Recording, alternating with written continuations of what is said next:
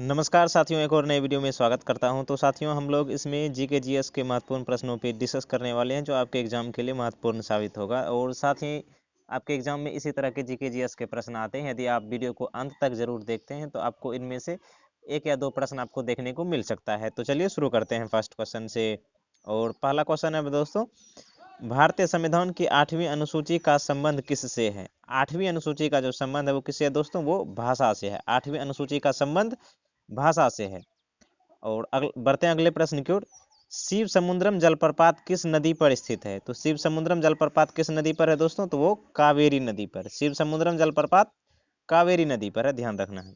अगला प्रश्न है, डॉक्टर हरगोविंद खुराना को नोबेल पुरस्कार किनके लिए मिला था?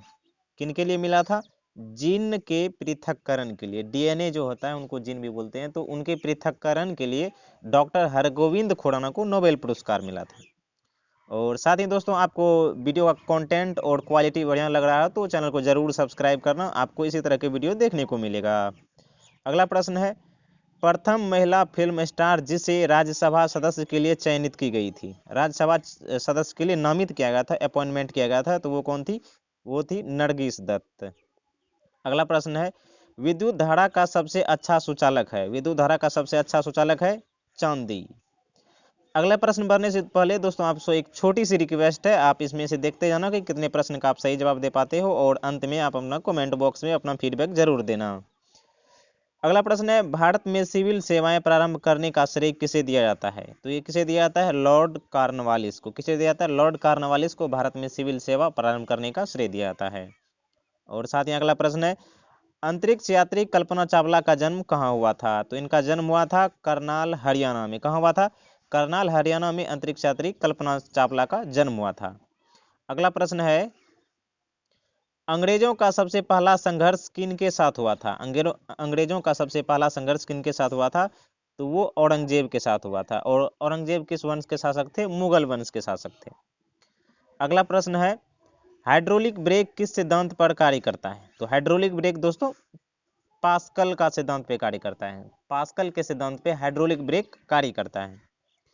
अगला प्रश्न है, ब्रह्म समाज की स्थापना कब हुई थी? तो ब्रह्म समाज की स्थापना कब हुई थी दोस्तों? वो हुई थी 1828 में। किसने किया था? राजा राम मोहन राय ने किया था। कब हुआ था? 1828 में, आपको ध्यान रखना है। अगला प्रश्न है, हवाई जहाज के ब्लैक बॉक्स का रंग कौन सा होता है? हवाई जहाज के ब्लैक बॉक्स का रंग होता है नारंगी। हवाई जहाज के ब्लैक बॉक्स का रंग क्या होता है? नारंगी। तो साथ ही आपको ये भी ध्यान रखना है कि हवाई जहाज में जो ब्लैक बॉक्स दिया जाता है वो क्यों दिया जाता है कि यदि किसी कारणवश यदि दुर्घटना होती है तो दुर्घटना का कारण क्या क्या हो सकता है, वो सारी रिकॉर्ड जो है, सारा डाटा वो ब्लैक बॉक्स में जो कि स्टोर किया हुआ रहता है। तो इसलिए ब्लैक बॉक्स लगाया था और ब्लैक बॉक्स का रंग नारंगी होता है। ब्लैक बॉक्स का रंग नारंगी होता है।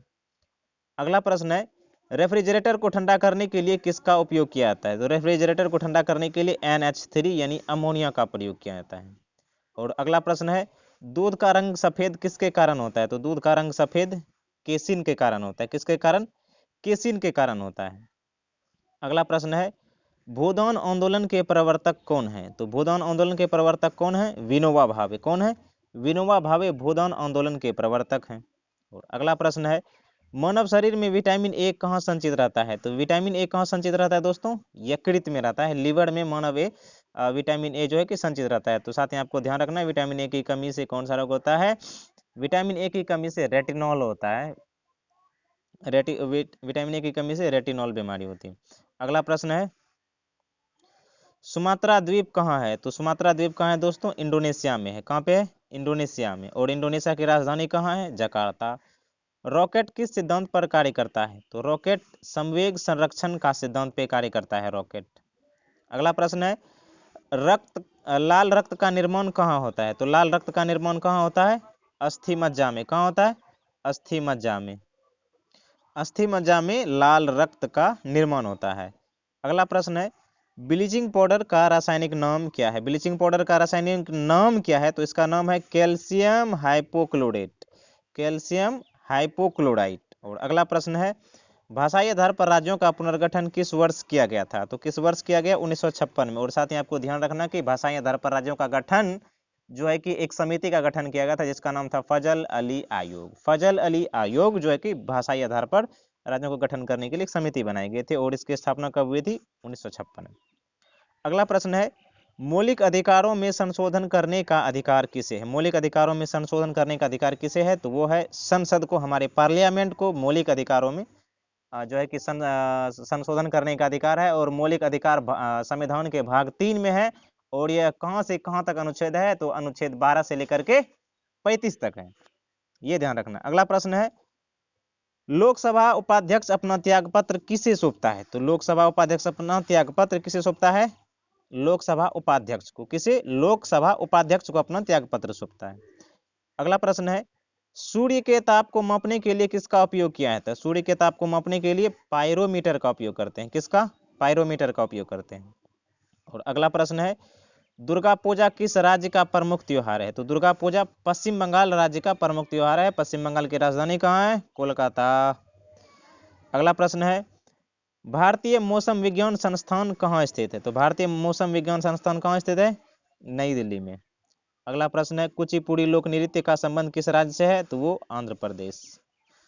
अगला प्रश्न है, संविधान के किस भाग को भारत का मैग्ना कार्टा कहा जाता है? तो संविधान के भाग 3 को। और संविधान के भाग 3 का नाम क्या है? वो है मौलिक अधिकार। मौलिक अधिकार अनुच्छेद कहाँ से है? 12 से लेकर के 35 तक। तो संविधान के भाग 3 को मैग्ना कार्टा कहा जाता है। और अगला प्रश्न है, ग्रैंड स्लैम शब्द किस खेल से संबंधित है? तो ग्रैंड स्लैम जो है कि टेनिस से संबंधित। ग्रैंड स्लैम शब्द जो है वो टेनिस खेल से संबंधित है। अगला प्रश्न है, निकट दृष्टि दोष को दूर करने के लिए किस लेंस का प्रयोग किया जाता है? तो निकट दृष्टि दोष को दूर करने के लिए अवतल लेंस का प्रयोग करते हैं। किसका? अवतल लेंस का प्रयोग करते हैं। और साथ ही अगला प्रश्न है, पंचतंत्र के रचनाकार कौन है? तो पंचतंत्र के रचनाकार हैं विष्णु शर्मा। अगला प्रश्न है, कतर देश की राजधानी कहाँ है? तो कतर की राजधानी कहाँ है? दोहा। और एक कतर एयरवेज चलता है। कतर एयरवेज जो है कि कतर देश का है, तो वो कतर एयरवेज नाम से प्रसिद्ध है, जो कि एक एयरलाइन कंपनी है। और अगला प्रश्न है, आपेक्षिक आर्द्रता को किससे मापा जाता है? तो आपेक्षिक आर्द्रता को हाइग्रोमीटर से मापा जाता है। किससे? हाइग्रोमीटर से आपेक्षिक आर्द्रता को मापा जाता है। श्वेत प्रकाश के 7 रंगों में विभक्त होने की घटना क्या कहलाती है? वर्ण विक्षेपण, लाइट ऑफ डिस्परेशन कहा जाता है। श्वेत प्रकाश के 7 रंगों में विभक्त होने को वर्ण विक्षेपण कहते हैं। अगला प्रश्न है, शरावती वन्यजीव अभ्यारण्य किस राज्य में है? तो शरावती वन्यजीव अभ्यारण्य कहाँ है दोस्तों? तो वो कर्नाटक में। कहाँ पे है? कर्नाटक में है। अगला प्रश्न है, सत्यमेव जयते किस उपनिषद से लिया गया है? तो सत्यमेव जयते मुंडकोपनिषद से लिया गया। किससे?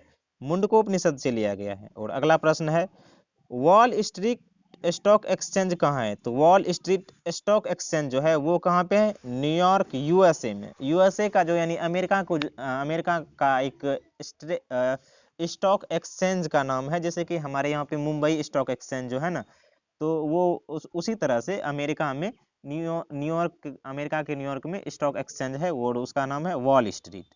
तो ये हमने महत्वपूर्ण प्रश्नों पे डिस्कस किया है कि आई होप को आपको एग्जाम में इस तरह के प्रश्न देखने को मिल सकते हैं। तो मिलते हैं इसी तरह के अगले वीडियो में, तब तक के लिए जय हिंद, जय भारत, वंदे मातरम।